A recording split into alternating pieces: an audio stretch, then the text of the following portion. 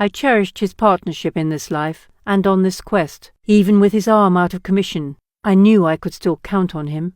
He took his time studying the scroll. He practiced Shintoism. I knew I could trust his insights. Would he interpret the scroll differently? Was I wrong? So, love burns like a fire. I can see that. Love can make you burn with anger when you see a loved one hurt, or you want to protect them. I felt that way when Kuroi beat you. I felt a heat rise inside me, wanting to stop her. I didn't understand it at the time, but I also felt a fire rise inside me for you. He sat the scroll to the side. His golden eyes blazed with a fire of their own. He kissed my neck. That was another way love was like a fire of passion. His lips travelled and found their way to mine.